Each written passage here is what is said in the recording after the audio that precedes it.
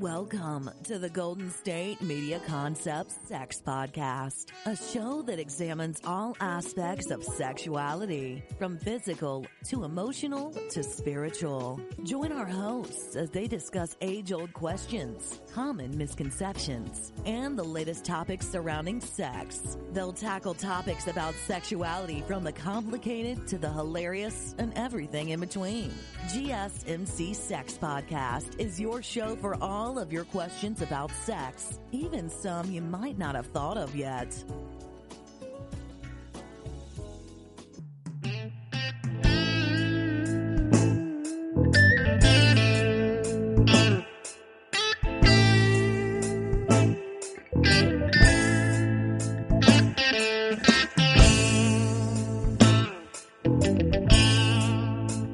Hey there, and welcome to the GSMC Sex Podcast, hosted by the GSMC Podcast Network. I am, of course, your host, Becky, and today I thought we would talk a little bit about fetishes. First of all, I just wanted to wish everyone a happy holiday week, hoping that you're having a lovely time, whether it's with family, whether it's with lovers, whether it's with friends. I just hoping here that you are feeling the love out there, and maybe getting some time to experiment with your partners. So today we're talking about fetishes, and just to be clear, I have the fetish definition from the Oxford Dictionary up, and it is a noun, one, and two, it is defined as a form of sexual desire in which gratification is linked to an abnormal degree, to a particular object, item of clothing, part of the body, etc. So I decided to start our fetish conversation by talking about a classic. I think everybody is aware of this one, so it's nothing technically new, but maybe it's something that you haven't thought about from a person who is interested in these things perspective, and that's foot fetishes. So foot fetishes are considered an appreciation for feet. Feet are a turn on. And there's actually this great article that was written where 4 people, I think it was, were openly talking about, what it was about foot fetishes that turned them on. What was it about them? How did it start? Which I will definitely post on our socials. And in talking about this, I am considering bare feet as well as high heels in this conversation. So one, if you're into feet or have a foot fetish, let's have a conversation, because it's not something that I'm into, and I'm extremely self-conscious about my feet to begin with. So the fact that people are interested in feet interests me from an educational standpoint. So I was reading this article, and there were a couple things that really stuck out to me. They had 3 men and a woman, all talking about feet and what they thought about them and what it was about them, yada yada. And one of the things that one of the men had said was, well, 1, it's another area of the body to worship, and 2, he liked that women's feet were a little curvier. Women tend to have a deeper insole. There's something, kind of sexy in that they curve inwards and then back out for the heel. So it was almost, the standards that you put on the female form, kind of like the standard tropes of like an hourglass figure, things like that. But he was applying it to feet in general, which I thought was really interesting, of thinking about one portion of the body in that kind of specificity. And then on the opposite side of that, there was a woman speaking about her foot fetish, and she was saying that one of her favorite things when she goes to get a pedicure is seeing men getting pedicures, and that she likes how their feet look, more manly, a little muscular, and just overall clean once the pedicure is done. So, the nails are trimmed and, you're exfoliated and all that stuff. So, but it wasn't necessarily, feminizing or anything like that. It was just something to her about how clean he was, and because he was taking such good care of his feet, think of how well he's taking care of the rest of his body. Which is definitely an interesting way of thinking of that. Which is definitely an interesting way of thinking, in that I suppose you could make a similar argument to other aspects of the body, like, maybe fingers or fingernails. If your hands are clean, imagine how clean the rest of your body is. But I don't know, maybe that's not true. Like I said, if you're someone who has a foot fetish, please find us online. I'd love to start a discussion about this and just continue to learn. I'm definitely someone who is very interested in hearing other people's perspectives and people's interests. So getting to learn firsthand from other people is something that I'm very much interested in. And, to be fair, as someone who isn't necessarily into feet, I do think high heels are very sexy. I think the curvature of, feet in high heels is very sexy. There's something very erotic about that, I suppose. But granted, I like to wear high heels anyway. And I mean, specifically for me, high heels make me feel very confident. They make me feel extra tall, because I'm already tall, so I feel like an Amazon. And when I put on heels and start walking around, I just feel that added boost of confidence. And maybe that's part of it too. Maybe there's something about, the way that the feet are arched, and then that has an effect on the rest of the body. All just things that have been swirling around in my head in thinking about this. So I'm going to take a quick break, and when I come back, we're going to be talking about something a little messier. Stay tuned. Still on the search of that one true love? On the limbo in this crazy world of dating, marriage, relationships? Well, listen to the Golden State Media Concepts Relationship Podcast, your one-stop podcast for everything about relationships.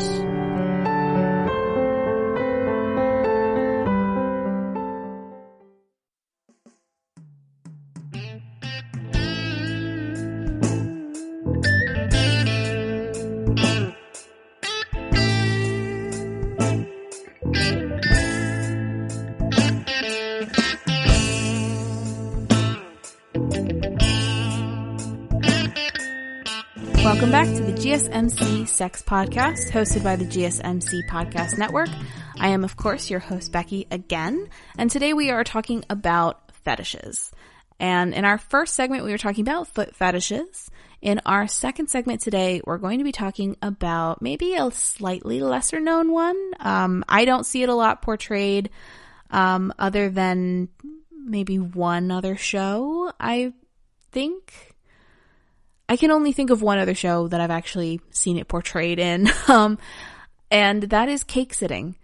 And cake sitting is a arousal. It's part of the wet and messy fetish subgenre, but it is defined as a person who is aroused by copious amounts of a substance applied to the naked skin. And again, there's another really great article written from a woman in the porn industry who is extremely into this. She said that there was something about a perfectly frosted cake and then sitting on it. There's something about the way the icing feels on her skin, and then also adding a partner to it. Now you have frosting on you, you have frosting on them. It can become tantalizing, it can become tactile. And the one thing that she said that I found extremely interesting was the fact that she liked that this was messy. She liked that it was something that shouldn't necessarily be involved in the bedroom or within sexual play. It's something that is considered not well behaved. And so adding it brings that extra little bit of rebellion. It brings that extra little bit of, I guess, taboo nature maybe. And this might be something that's kind of interesting for people who are in or who feel like they have to have control all of the time in their daily lives, in their jobs, in their personal lives. So this might be something for people who feel like they need to be in control all the time. By adding this element of something that is out of control a little bit might be something good. Because again, it's something that isn't quite expected, I think, traditionally in the bedroom. But there's something very tactile about it. There's something very erotic about it. I mean, I think it's a little more common to hear of like bringing whipped cream or liquid chocolate into the bedroom and, you know, licking that off of each other. But cake itself is kind of a whole other level of that, right? I mean, there's kind of a setup for it. There's much more mess, I would assume. But I thought this was kind of an interesting one to bring up in that I've only seen it portrayed in mainstream media once, and I believe that was in the United States of Terra. I think it was Brie Larson was playing a young woman who was, I think, trying to make money, if I'm remembering the story correctly, from people on the internet. And it was sitting on balloons, it was sitting on cakes, and if I'm remembering it correctly, I think she got a lot of pleasure in it too, because she felt a little both out of control in her personal life and feeling like she needed to kind of keep it together because her mom had a lot of, you know, things going on with her life. So definitely something to think about next time you're in your local bakery. And again, maybe something to think about if you're looking for something new, if you are thinking you want to introduce food play into your daily sexual routine. And again, it could be something fun because it's something unexpected and it's something, I mean, who doesn't love cake? I mean, and bringing cake in and eating cake together, it can be something very intimate and something really fun to do, you know, messy and, you know, carefree.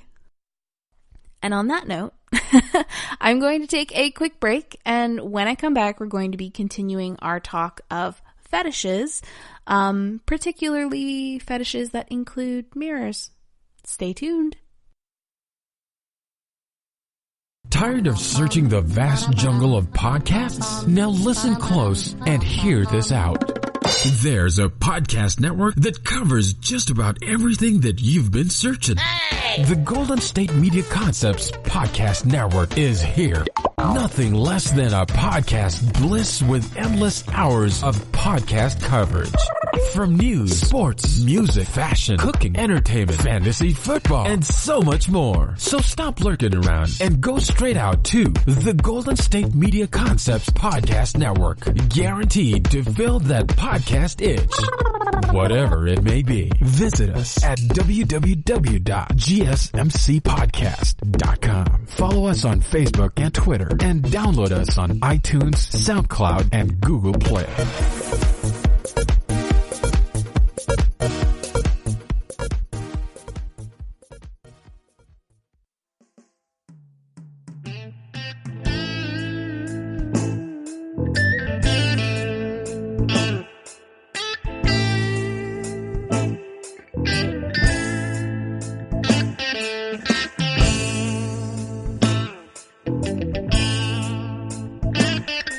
Welcome back to the GSMC Sex Podcast, hosted by the GSMC Podcast Network. I am, of course, your host, Becky, again. In our first segment, we discussed foot fetishes, which I think are one of the more popular or well-known fetishes. In our second segment, we talked about cake sitting, which I don't think is as well-known, but definitely something to maybe think about. And lastly, I wanted to talk about fetishes with mirrors. There is a full clinical term for it. I don't know how to pronounce it. I've been trying to read it to myself, and I'm trying to listen to it, and I just can't say it. It's a lot of K's and a lot of T's and a lot of O's. But you can definitely look it up. There's a whole list of sexual fetishes that you can find. This is one of them. I'm going to butcher this. It's catoptronphilia. That could be how you say it. I'm so sorry. But basically it's arousal from having sex in front of mirrors. And from one article that I read, it was in reference to a scene from American Psycho, where Christian Bale, who plays the lead, is having sex with two women. But he's more focused, because there's a mirror there, he's more focused on how he looks while having sex, more than he seems interested in the women who are there having sex with him. Now, in the example of American Psycho, I think that has to do more with the character that Christian Bale is playing. It has a lot more to do with the narcissism that the character has and elements like that. Whereas I think with other people who are into having sex in front of mirrors, it has much more something to do with voyeurism. It kind of plays into this idea of watching yourself from an outside perspective. I mean, there's definitely something sexy about watching yourself. And it's almost like an out-of-body experience, or it almost becomes like an out-of-body experience. As someone who has, in front of a mirror, or just happened to have a mirror around and have seen myself, I mean, there's definitely something about seeing yourself from an outside perspective looking in, and that experience, that outside perception of yourself can be really erotic. I don't necessarily want to equate it to this, but it's kind of like watching porn almost, because you're seeing, you and however many partners are with you, or you by yourself. And so you're feeling everything that's happening, but you're also watching it almost from a spectator's gaze, right? So now you almost have this added element of like, I don't even know, like virtual reality or 3D or something like that, where you're getting to watch it and feel it at the same time. Maybe I have this. I mean, now that I'm thinking about it, I'm like, yeah, okay, I can see it. I can see why that is super sexy. So there you go, learning new things about myself. I definitely think that with this particular fetish, there's definitely a thought process of, oh, well, you must be really vain. You just want to watch yourself, or, something in that kind of narcissistic field. And I think on one hand, maybe that could be the case. I think that there are some people who are a little more self-involved than others, but there's nothing necessarily wrong with that. But I also think that for a lot of other people, there's, again, this kind of voyeuristic element to it of, being outside of yourself. So definitely something to think about if you're thinking you might want to shake things up, or if you're thinking maybe you want to see how you look while you're in the middle of it. Or even if you're just thinking, I want to try something new. I mean, like I've said on here before, there's nothing wrong with experimenting. There's nothing wrong with getting together with your partner or partners and saying, I'm thinking I want to try something new. I heard about this really fun thing on this podcast. Bring me up. I'll join the conversation. And again, if this is something that you're into, please find us online and let's have a conversation about it. I think there's a thought when you hear the word fetish, that it automatically goes to BDSM, or it goes to something dirty or something taboo. And this isn't really the case. I mean, yes, BDSM does have a lot of fetishes involved. And you could say that fetish is part of the BDSM community. But I also don't think, if BDSM scares you, I don't think you necessarily need to connect, whatever you're feeling or whatever arouses you to BDSM if that makes you uncomfortable. I will, however, recommend that you listen to my episode on BDSM here on the podcast for a little more insight into bringing it into your life and such. Just a little shameless plug there, no worries. But as always, I encourage you all to experiment and try new things and think outside the box in terms of your sexual life and your sexual health. So that is all that I have for you today. I, of course, am your host, Becky, and I will be back again next week. Please rate, review, and subscribe. A good review always helps us out. Please let me know how I am doing. Please let me know how we are doing. And you can also find us on social media. Our Facebook page is Golden State Media Concepts Sex Podcast. And you can also find us on Twitter under GSMC_sex. Like I said, I hope you all had a wonderful holiday week. I hope that you continue to have a good time into the new year. And I will see you all next time. Bye. You've been listening to the Golden State Media Concepts Sex Podcast, part of the GSMC Podcast Network. You can find this show and others like it at www.gsmcpodcast.com. Download our podcasts on iTunes, Stitcher, SoundCloud, Google Play, or anywhere you find podcasts. Just type in GSMC to find all of our shows from the GSMC Podcast Network. From sex and relationships to health and wellness, life and happiness, and even weird news. You can also follow us on Twitter and Facebook. Thank you, and we hope you have enjoyed today's episode of the Golden State Media Concepts Sex Podcast.